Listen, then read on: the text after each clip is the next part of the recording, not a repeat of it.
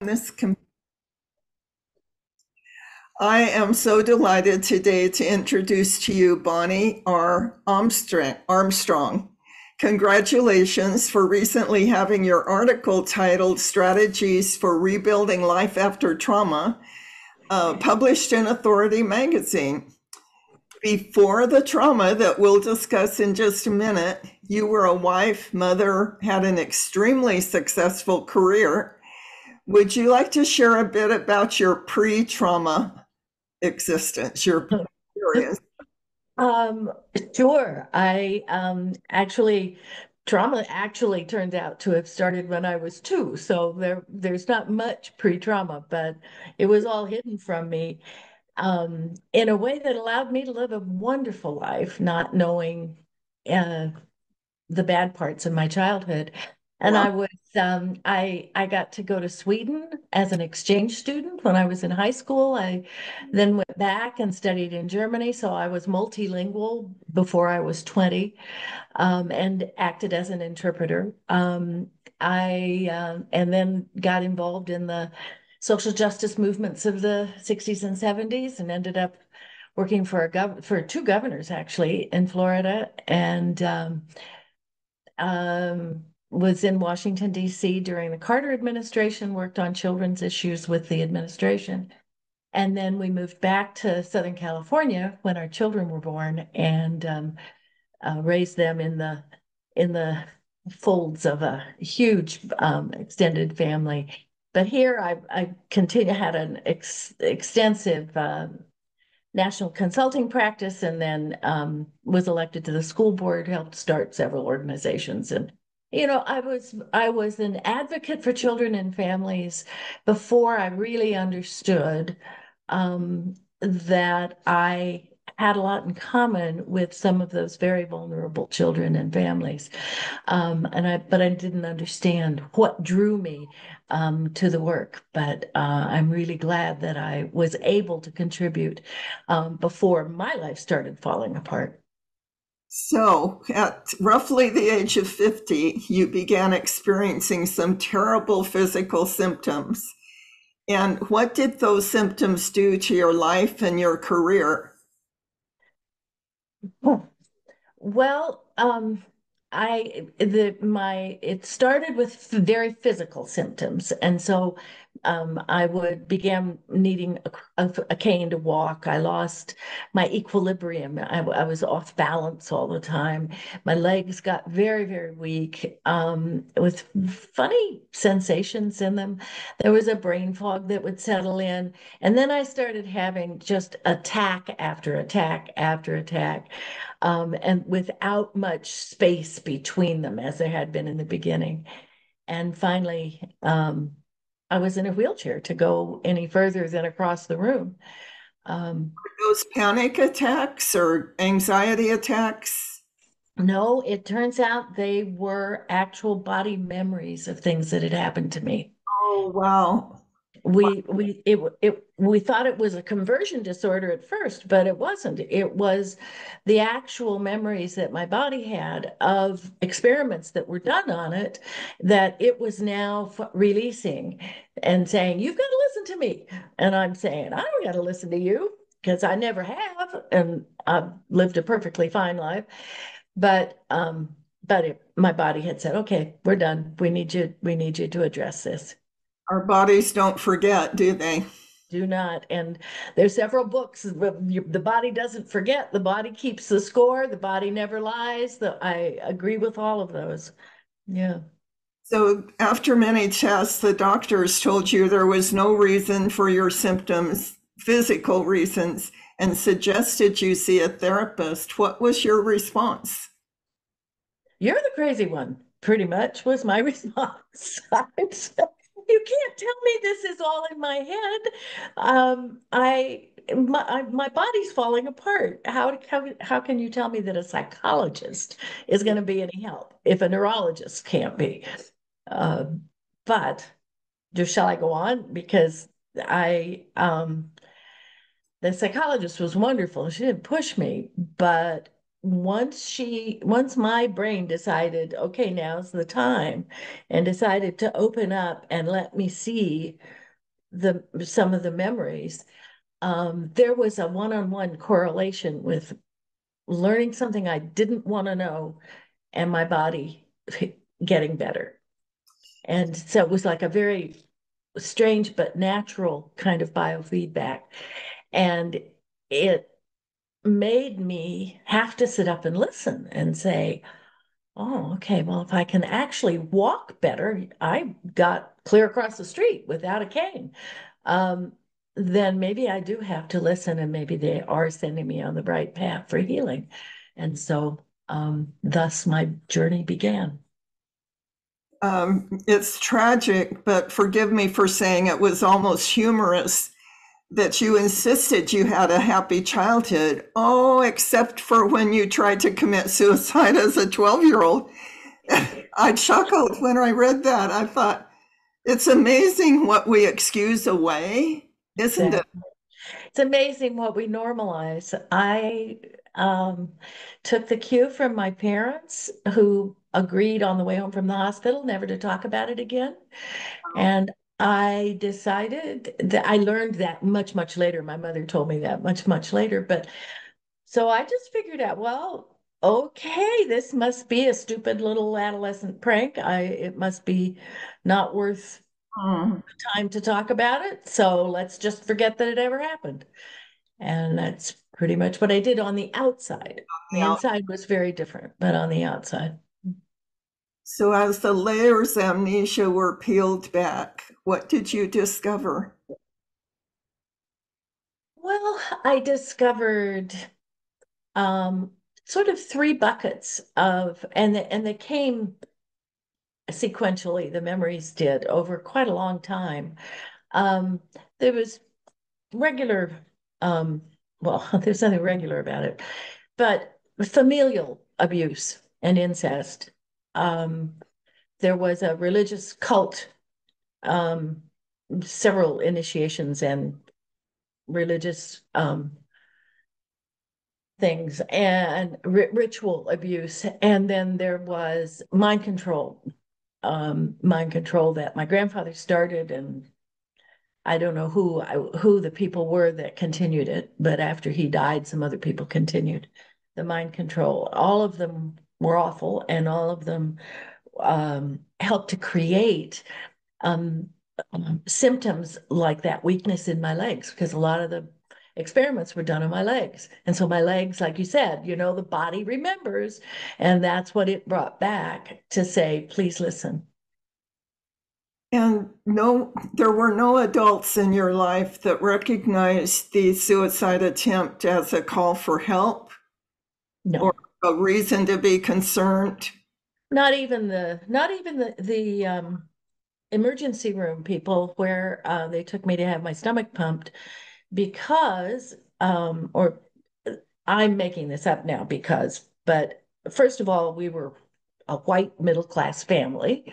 Right. And secondly, my grandfather was a physician who had been chief of staff at the hospital just, Oh, 40 years before, 30 years before, but still. And we and at that time, the laws were not as strict as they are now. And I think people were not as well trained. And so they made an assumption about my family, based on how we looked and presented ourselves. right. And I was left to go home with nobody ever asking me any questions about it. Oh, that breaks my heart. Um, Mine too now, and now I understand why I became so passionate about making sure that children were listened to in such circumstances. Yeah. well, how amazing that you played that role in the lives of, sounds like hundreds of families and children before you even knew what was lighting that fire in you. It is interesting, isn't it?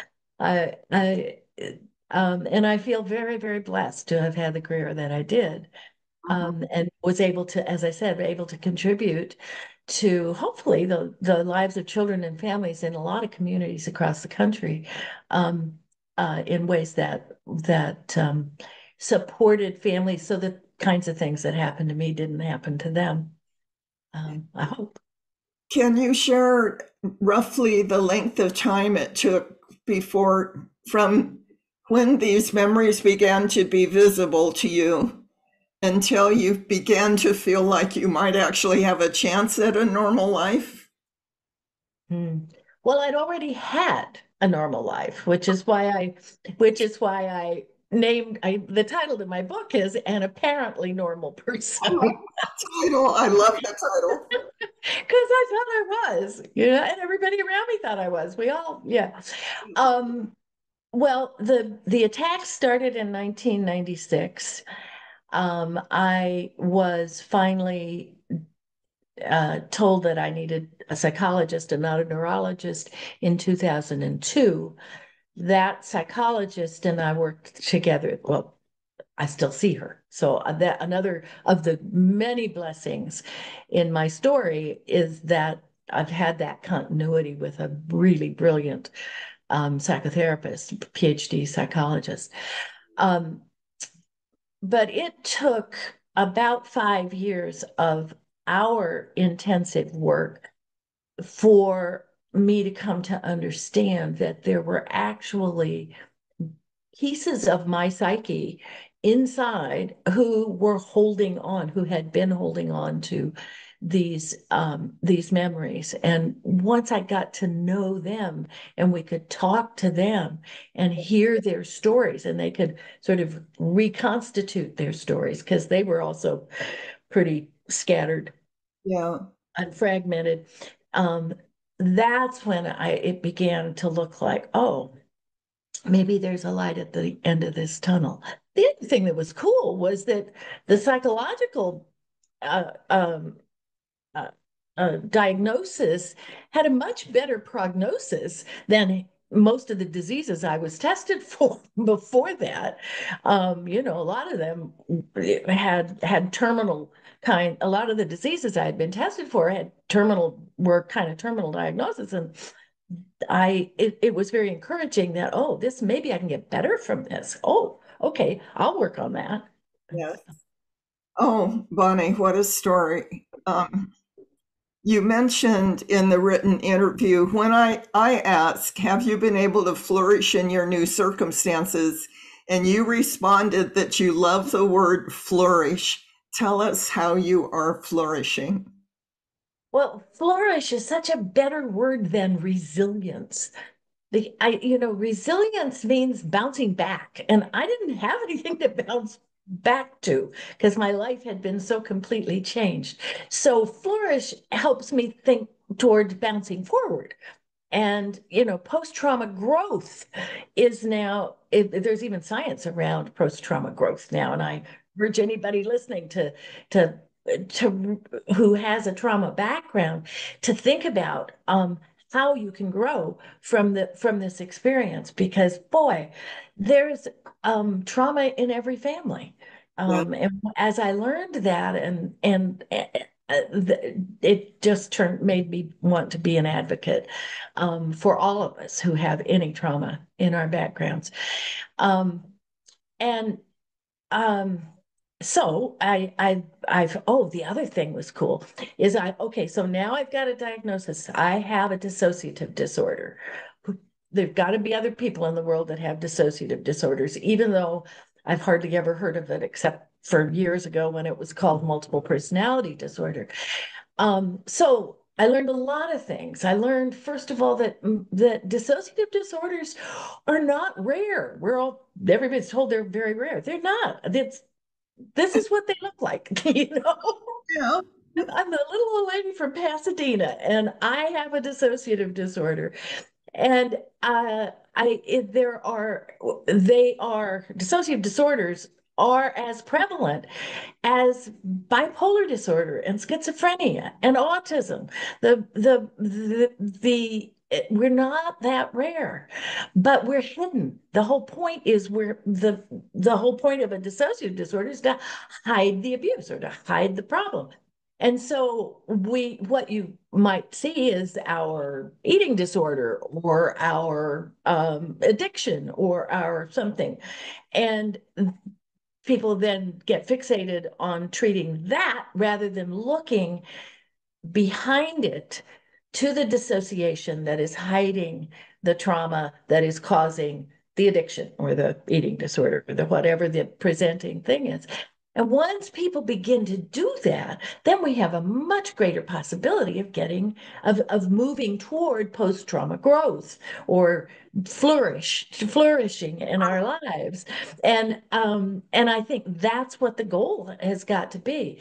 The average is like 12 years before people get a diagnosis that is useful and creates the opportunity for treatment that is useful. I was lucky; I only had 6 years of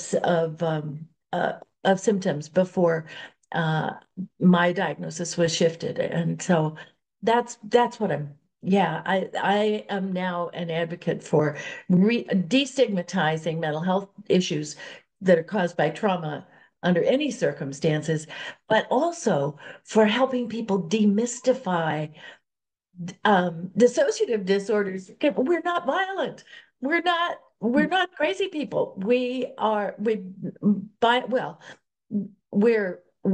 otherly abled than many, but my folks call my dissociation a superpower. It's 12 years of misery before people get the correct diagnosis and can actually begin to really heal. Exactly. So, And that's assuming they can find right. treatment, they can find therapy that is actually helpful because most therapists don't learn about us. And that's the thing, that's the advocacy, is that we in schools of psychology and schools of medicine that we actually teach people who are going to be out there the truth about dissociative disorders. And dissociative disorders, as I say, are not rare, but they're often hidden and they're often missed. My first introduction to multiple personality disorder was Joanne Woodward's movie. You know, the, Mine too. you know, it seems so weird and unusual, but I believe you that it's not nearly that rare Yeah, because trauma isn't very rare. exactly. Exactly. But we've learned so much. I mean, remember the book Three Faces of Eve that movie's predicated on. That was written by the psychiatrists. It wasn't written by the woman herself. And people are beginning now to listen to us instead of just the people who think they know about us. Right? Years of being an advocate for children are really being that experience is being used now It as is. you advocate for people with dissociative disorders. You mentioned several positive outcomes from this amazing story. One of them is your advocacy work. Tell us a little more about that or any other positive outcome that comes to mind. Oh, there are a lot.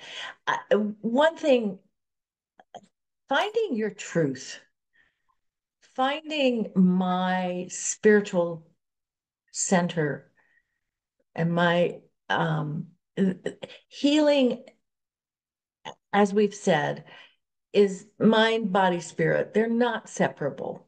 No. There's and I was deeply damaged in all three places. And so the I was allowed again many blessings in my life. I was able to study with some indigenous healers in both in Peru and in Australia, and then here in the Southwest, indigenous Americans. The um,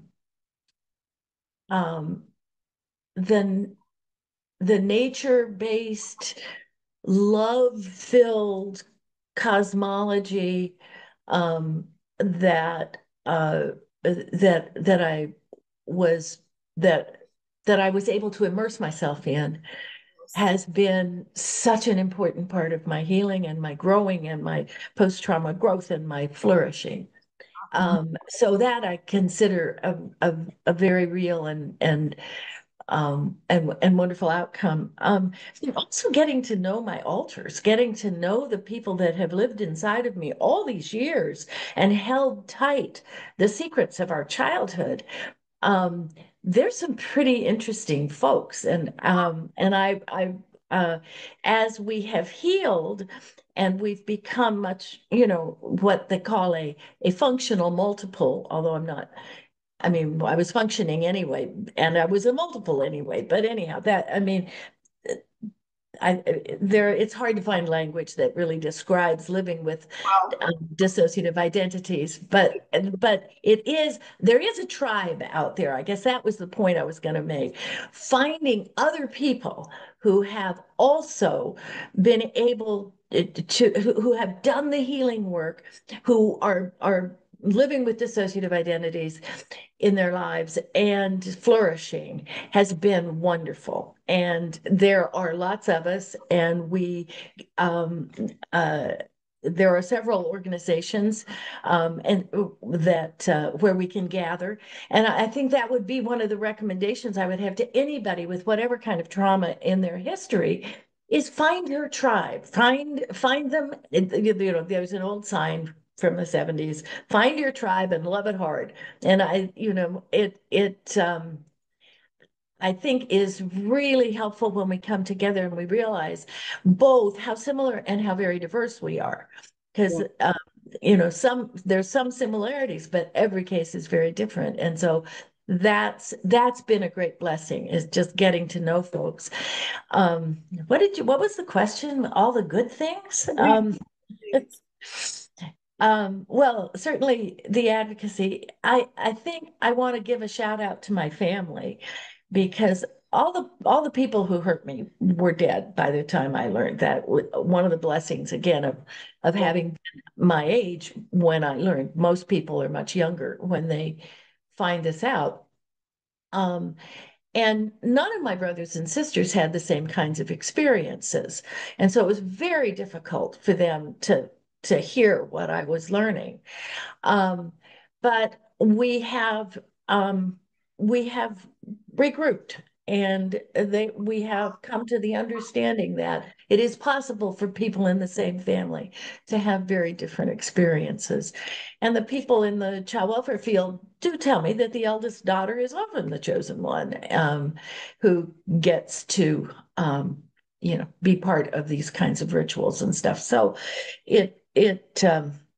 I'm very happy that I was able to unknowingly protect my brothers and sisters. And I am forever blessed by the way my family has allowed me to heal in the circle of love. Oh, Um, so grateful for your sake and for theirs that they've believed you and accepted your path as true. I was thinking as you were talking about all the parts inside of your brain that kept the secret all those years, they must have been waiting until they thought you were strong enough to hear their message, to hear their story. And was it kind of a process of becoming friends with each of these parts? It's kind of creating a family in your head from all of these parts. Absolutely. You said it as well as I could. It totally was and I in fact refer to them as my internal family. Oh, Yeah. And an interesting aspect of my particular superpower is that I'm what they call polyfragmented system. So the major altars had parts. I And see. so they somebody was responsible for all the religious stuff, right? Right. Um, but in order to survive even that segment of the abuse, she needed to layer off. And I say the system did that, but that to layer off. So she needed to re assimilate, re actually to learn her story in all its fullness rather than just the part about being a priestess. And so they've done amazingly difficult work, each one in their own right.